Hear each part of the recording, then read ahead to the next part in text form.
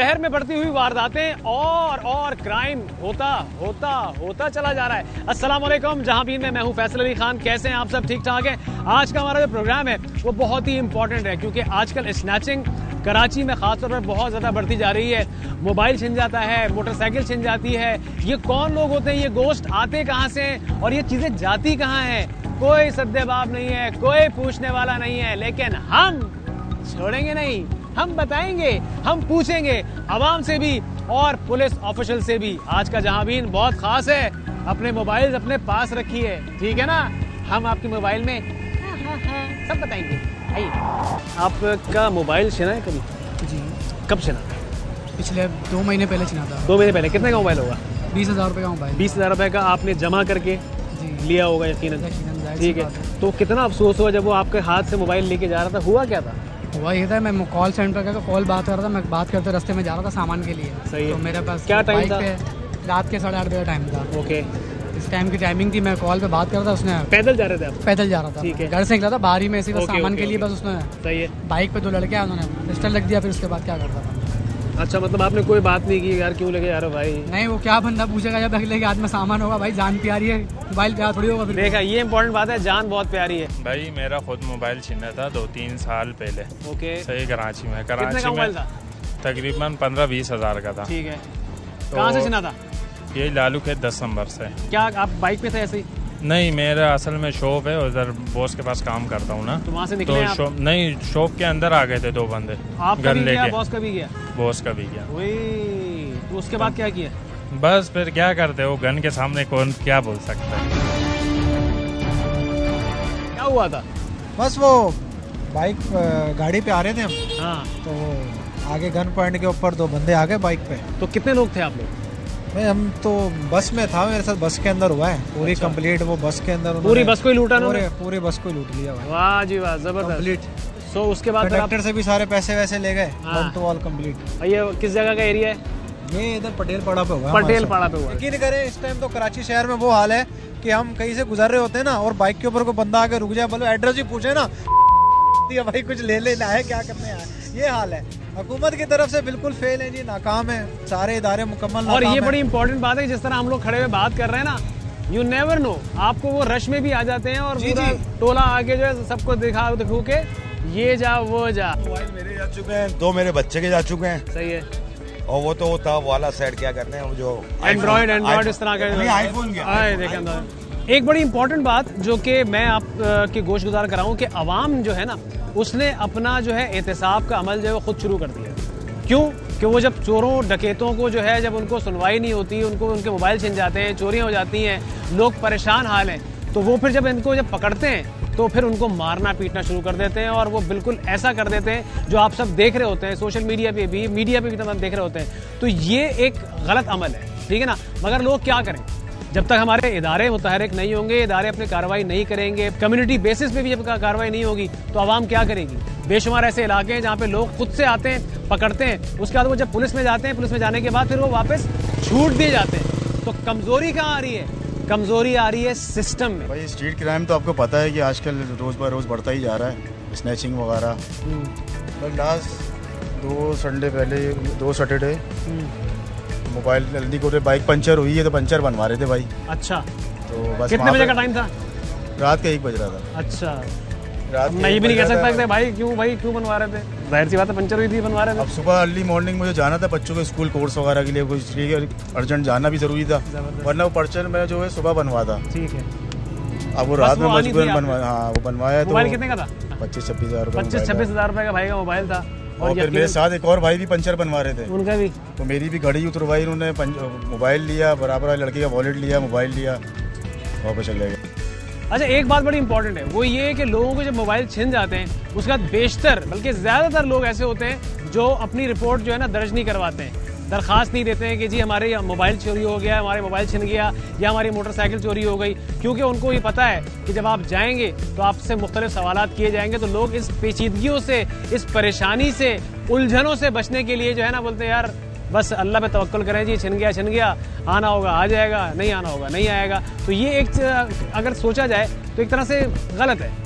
लोगों को चाहिए कि रुजू करें, फोर्सेस के पास जाएं, पुलिस स्टेशन जाएं, बताएं कि जी हमारा मुद्दा ये है, 25,000 की रकम कोई मामूली रकम नहीं है, 15,000 की रकम कोई मामूली रकम नहीं है, या लाख रुपए, तो जाहिर सी बात है। तो आप जब तक रिपोर्ट नहीं कराएंगे तो आपको पता कैसे चलेगा कि कार्रवाई हो रही है या नहीं हो रही है। ये बड़ी इंपॉर्टेंट बात है। अच्छा जी, मैं इस वक्त मौजूद हूँ मेन जो कराची की जो मोबाइल मार्केट है सदर में, यहाँ पे मैं आया हूँ। और आने के बाद जी मैं यहाँ पे पूछूंगा लोगों से कि मोबाइल आगे हर एक का छिना होगा यकीनन, तो क्या सूरत हाल हुई। एक तो ये, दूसरी बात यहाँ से लोग अपने मोबाइल ख़रीदते हैं और जमा करके भी ऐसे स्टूडेंट्स भी होते हैं, जो लड़के लड़कियाँ भी होते हैं, जो ख़रीद के लेके जाते हैं। और बड़े मोबाइल महंगे ही मिलते हैं यहाँ पे, तो लोग अपने मोबाइल ख़रीदते हैं और उसके बाद उनको नहीं पता होता कि भाई छिन भी जाता है। तो कराची में तमाम सूरत हाल होती है। तो नए मोबाइल सारे आपको, ये मेन मार्केट है सदर की मोबाइल मार्केट, यहाँ पे हम बात कर रहे हैं भी। आपका मोबाइल छिना होगा यकीनन? जी छिना है?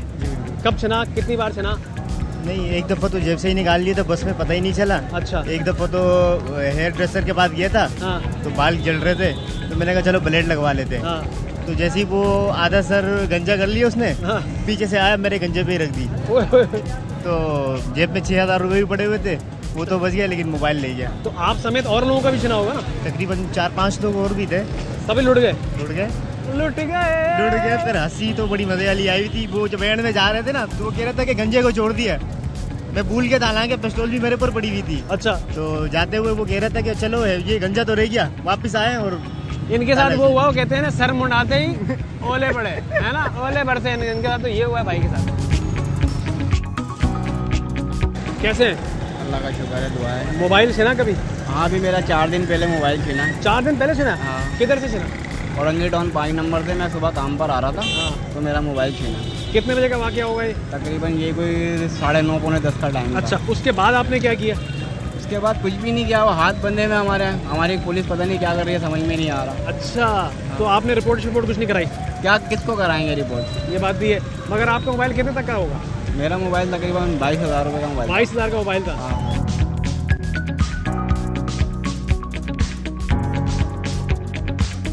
ये बताएं आप क्या करते हैं? मैं मोबाइल का काम करता हूँ। मोबाइल का काम करते हैं? मोबाइल का क्या बनाते हैं, क्या करते हैं? नहीं, सेल परचेजिंग करते हैं। सेल परचेजिंग करते हैं। कभी आपका मोबाइल छिना? ये बहुत दफ़ा छिना है। कितने छिन गए आप तक? 4-5 छिन गए होंगे। और कहाँ छिने? बंद रोड पे छिना, गुलशन में छिना, गली में छिना मेरा। अच्छा। आखिरी छिना कब छिना? आखिरी बंद रोड पे छिना है, 2 महीना हुआ है। और कितने तक का मोबाइल होगा आपका? 10,000 का भी था, 40,000 रुपये का भी था, फिर मैं सस्ते चलाने लग गया। अच्छा। तो आपने कुछ किया उसके बाद? कहीं पुलिस में? कुछ नहीं होता। मेरी दुकान में चोरी हो गई थी, पूरी दुकान का माल चोरी हो गया था। रात मोबाइल चले गए थे पूरी दुकान के? आज तक कुछ नहीं मिला। मैं देखिए, अंदाजा लगाएं जी, पूरी दुकान में मोबाइल कितने तक का नुकसान हुआ होगा आपका?